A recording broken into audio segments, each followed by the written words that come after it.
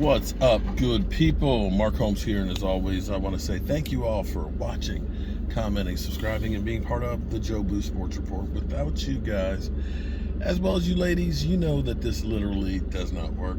Hope you guys are having a great Taco Tuesday. I forgot it's Taco Tuesday. Shoots.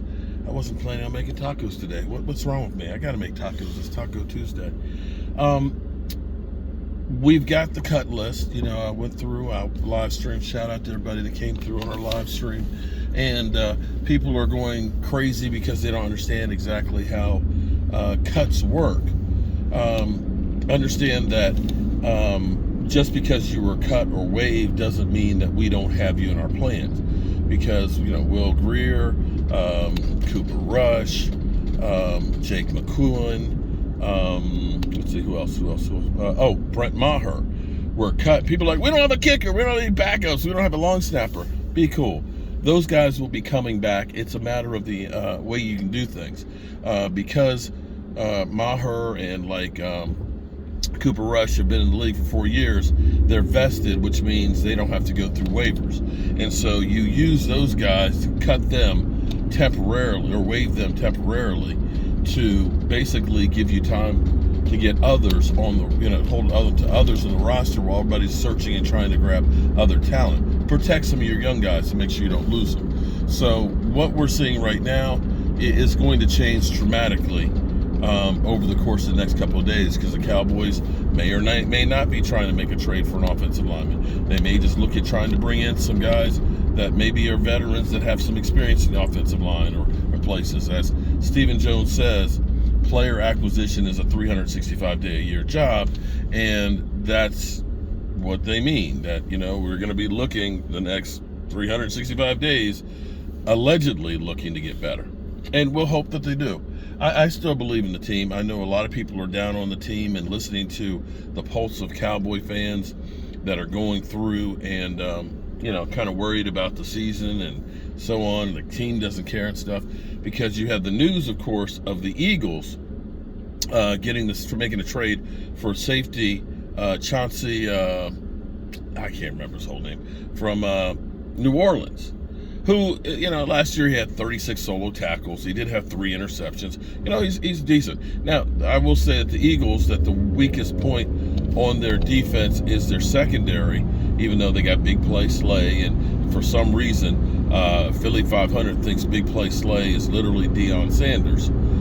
But you see the Eagles are very proactive in trying to bring in players. Some of that's out of necessity because they suck at drafting. They have wasted so many number 1 picks, on guys that have not panned out.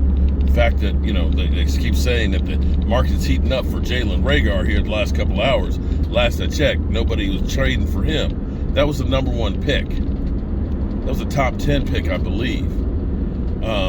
You look at a guy like that. You look at a guy like Andre Dillard, who can't get on the field, as well as a multitude of others. In fact, they've only had one guy. The last guy was Lane Johnson in 2013, a first-round pick. So they've got to go outside the organization to get that talent. But they're doing it. They're going out there. They're getting, the Hassan Reddicks. They're going out there and they're getting the A.J. Brown. So they got the talent put onto the roster. Funny thing for me is listening to Get Up and Dan Orlovsky. After Vegas literally now has kind of dropped the odds to even between the Cowboys and the Eagles, basically they're saying, I don't know, with Tyron Smith gone, the Cowboys are hurting. Listening to all the Eagle fans that were literally on my live stream, I'm like, why aren't you paying attention to what your team is doing? Why are you here with the Cowboys? Do you not care about who's going to make your roster? That their whole thing is, Cowboys suck. You ain't won anything in 27 years. The last Super Bowl you watched was on VHS tape. 3 playoff wins, and since the 90s, even though one of those was against the Eagles. Just saying, we blew you out in 2009. It was one of the 3, so you might not have that much room to talk. If we sucked so bad, how come we did beat you in that playoff game? And those last 2 games last year, the last time you guys beat us was when we had Ben DiNucci. Just saying. But be that as it may, Dan Orlowski and crew was saying that the Cowboys have no excuses. And I'm kind of trying to understand that. If you listen to what they've been telling us, now that we've lost, one of our best offensive linemen, our left tackle, a position that is damn near impossible to replace. They talk about us losing La'el Collins. They talk about us losing Connor Williams. They talk about us losing Cedric Wilson, as well as Amari Cooper.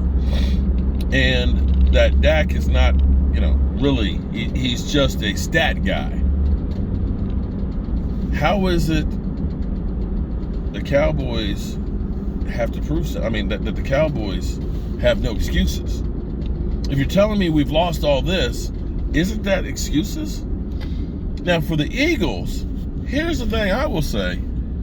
I don't know if the Cowboys don't have any excuses or can't have any excuses.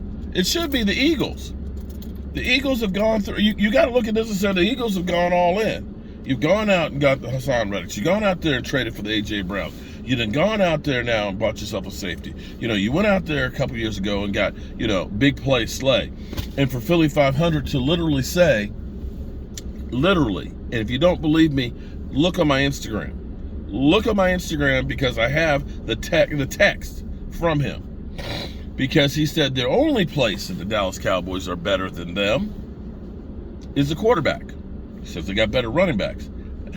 Is Miles Sanders practicing yet? Oh, just checking.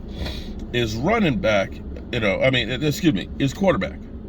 They got the better running backs. They got the better offensive line. They've got the better coaches. They've got the better defense. They got the better cornerbacks. He thinks Big Play Slay is better than Diggs, but okay, I got you. And I was kind of like, really? Zach Martin? I was like, Diggs? And he said, no, Slay's better. I'm like, Micah Parsons? So, really, the Eagles, if you go through and listen to the talking heads, they got everything. They're an all-star team. The Eagles have no excuses now.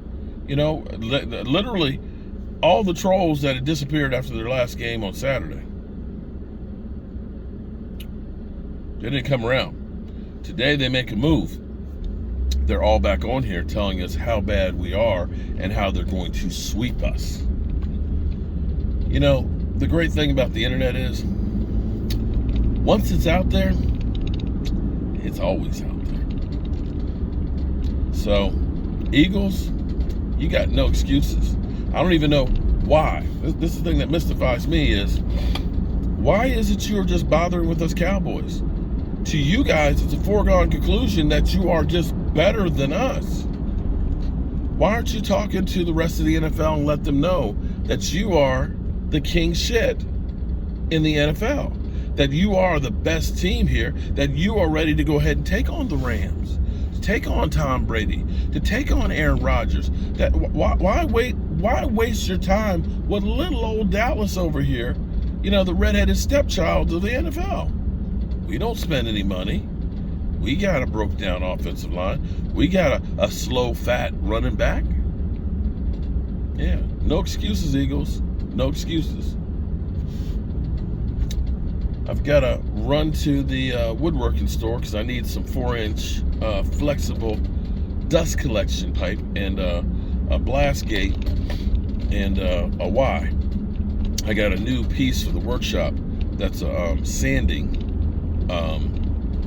box. It's a box, so you put your piece of wood on there and it hooks up to the dust collector and it sucks up the dust and stuff right into the unit, which will help to keep some of the dust down. When I do the artwork pieces, in fact, I do have a TikTok now, okay? I think I've got 6 posts in there, but I just did one of Jalen Hurts, a great piece of Jalen Hurts. But you can see me actually sanding it, how you spray the marsh ink on it and let it dry out, and then you sand it, and then the details come out. So yeah, definitely check that out.